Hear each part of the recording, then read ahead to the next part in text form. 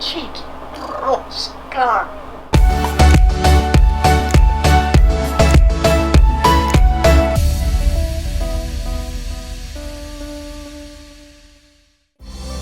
Previously on SSL, we managed to revive one of our Mavic drones that met its demise in the ocean just a few months ago back in Grenada. Then from the lovely bay Anse d'Arlet in the southwest corner of Martinique, we set sail for the northwest corner of Martinique to the town of Saint-Pierre, which rests right at the foot of Montagne Pelée, the famous volcano that wiped out this entire town and killed its 30,000 inhabitants just over 100 years ago.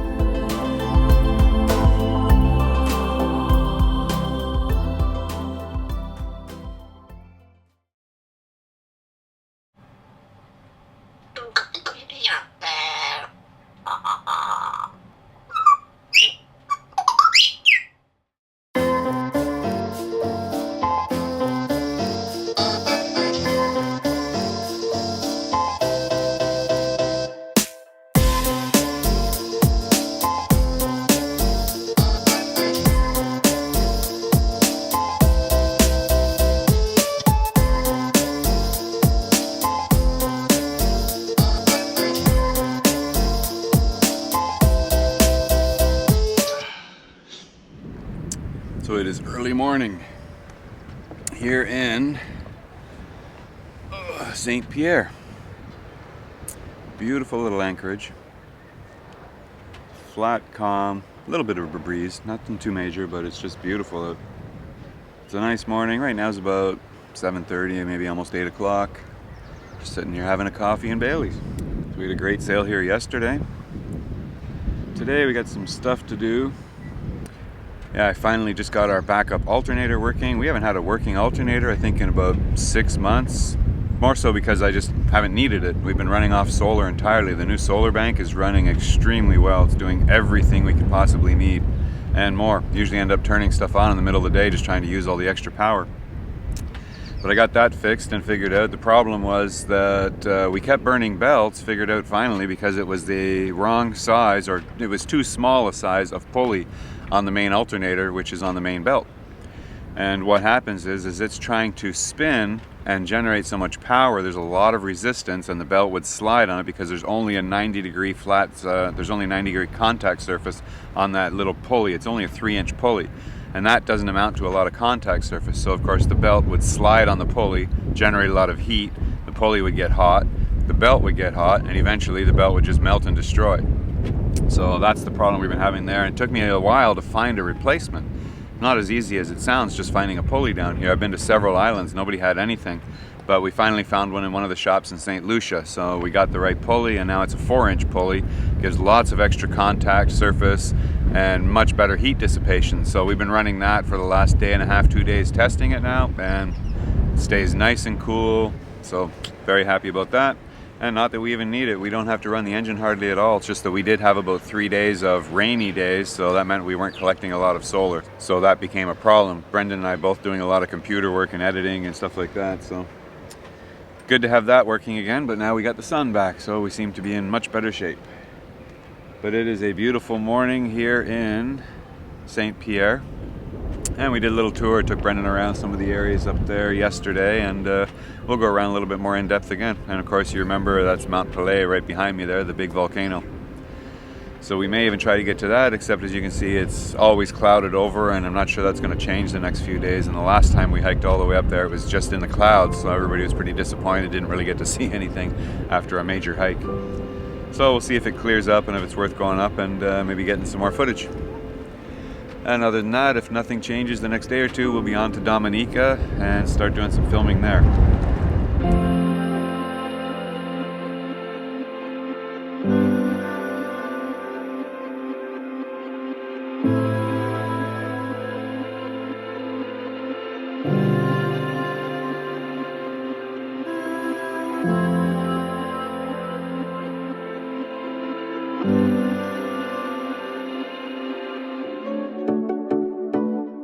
So as you can likely tell by now, I'm quite intrigued with the volcanoes in our area and the effect that they had in creating and constantly changing the face of the Caribbean. But this Mount Pelée here in Martinique is by far the most fascinating and captivating story of all the ones here in the Caribbean. At the turn of the 20th century, the town of St. Pierre was known as the Paris of the Caribbean. Situated at the north end of Martinique and on the lee side, it had a very popular bay always full of ships there to fill up with sugar and rum to take back overseas to France. The only problem with St. Pierre, of course, being that it was laid right at the foot of a massive volcano.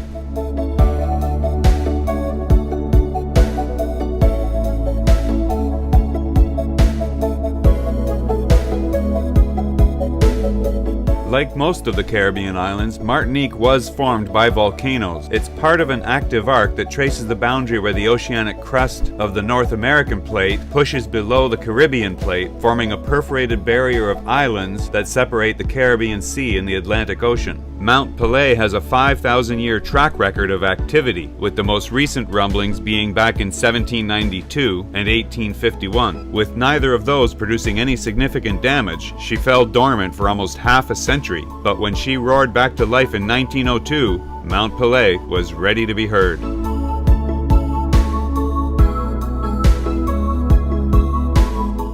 In late April and early May of 1902, Mount Pelée let off quite a few warning shots that left the city covered in ash, accompanied by mudslides and even reports of boiling rivers. Yet the people of the town still did not regard it as a threat, and with the officials telling them everything was fine and just hang tight, that's what most did. It seems the only things that heeded the warning signs of the mountain were the wildlife. Reports indicated that a plague of insects and snakes had slithered their way down the mountain and invaded the city. Among them were gigantic centipedes and 2-meter-long vipers, which claimed the lives of hundreds of livestock and about 50 people. Soldiers in the city started shooting them in an attempt to protect the population, which of course turned out to be a very futile effort. On May 6, blue flames at the top of the mountain indicated the arrival of magma and a dome was overflowing the rim of the volcano. On May 7, a volcano on the neighboring island of St. Vincent exploded, killing 1,500 people. The authorities still, however, insisted there was nothing to fear. While very little is known about the actual events of May 8th, one thing is for certain. An entire town was destroyed in a matter of minutes and 30,000 people were literally incinerated and laid to rest right where they stood. The only real survivor accounts came from people who were working far away in the fields and others that were crew on some of the ships that were outside the harbor. They reported seeing a flash more dazzling than lightning and a cloud formed at the summit of Mount Pelée that literally fell on St. Pierre with such force that it was impossible for anyone to escape. Even the ships that were anchored in the harbor were instantly set ablaze and lay smoldering and burning for hours until they finally sank, some of which are still in their final resting place at the bottom of the bay. If there is one positive thing to come out of it all, is that since this time, geologists have been able to study what happened, and now we have systems in place that allow us to recognize volcanic activity before something like this could happen again. So one thing for certain, we are living in a good time.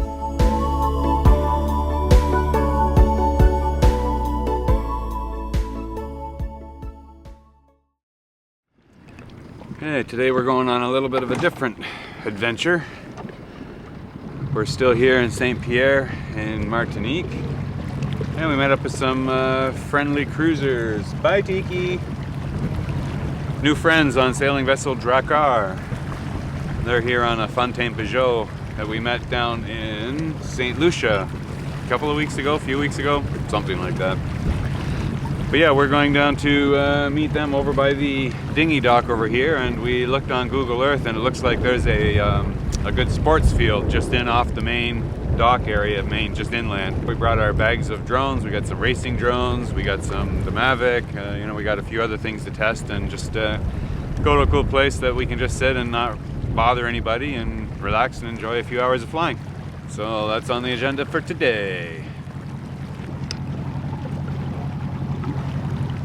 What? Trained you well. What, take pictures of the boat? What? What, take pictures of the boat? Just taking pictures. Becoming a paparazzi already.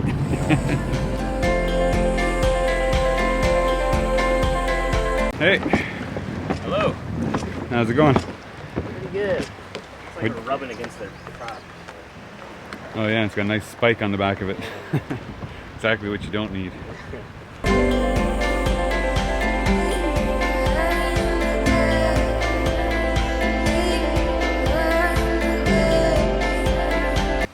Alright, so up, down on the left. Yeah, the controls are exactly the same as on a Mavic. The only difference is that the throttle doesn't lock in the middle. Right.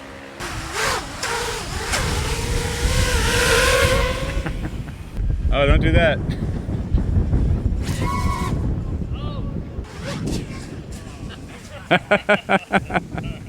Don't arm it or I'll kill you.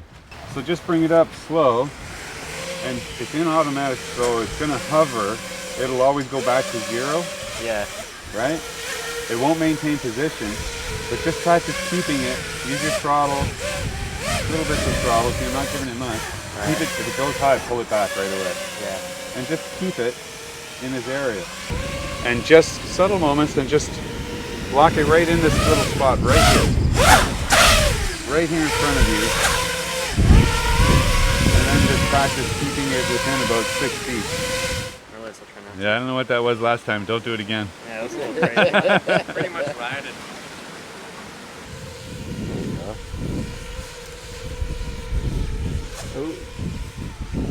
Oh.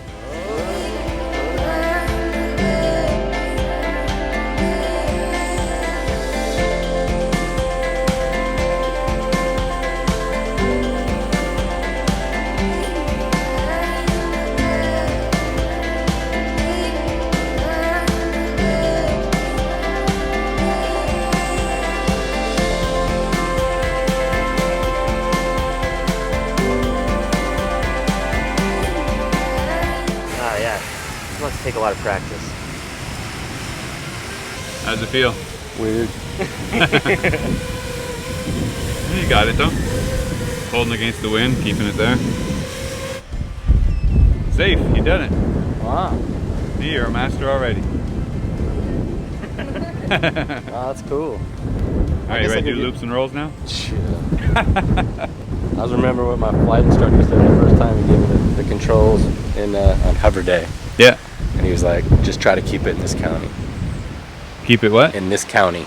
In this county. Something I always wanted to try, a real helicopter. Yeah. That would be fun. Hovering is fun. Alright, let's see. Especially going from fixed wing.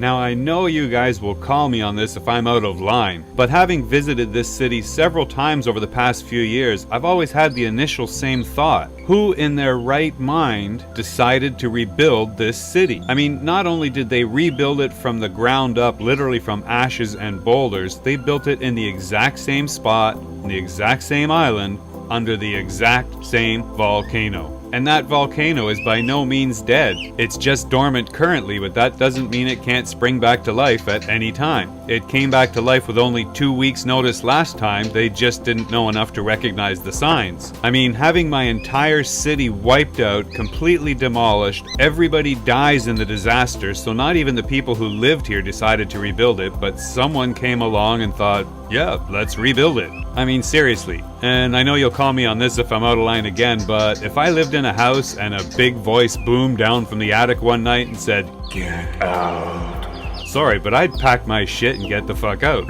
No, that's not entirely true. I likely wouldn't stop to pack my stuff. I'd just get out. But you look at this and yes, it's magnificent, the splendor of the city, the picturesque village on the water, and the volcano.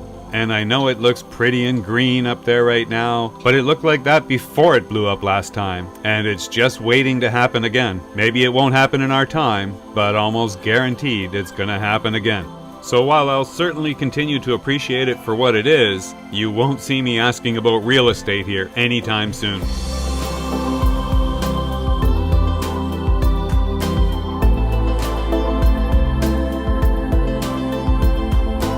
So the major features of St. Pierre were the two major gathering places, one of which of course was the big cathedral church you just saw, which is located in the southern end of the city, and the other being the theater, which is located in the northern part of the city. Now both suffered major damage, and they're still restoring the church, as you could see, but the remains of the theater remain virtually untouched. This was a very grand theater and a place where all the townspeople and socialites would gather for performances put on by artists that were brought in from Paris of France. And that made St. Pierre decidedly the cultural center for the French in the Caribbean, even above the capital city of Fort-de-France further south in the island.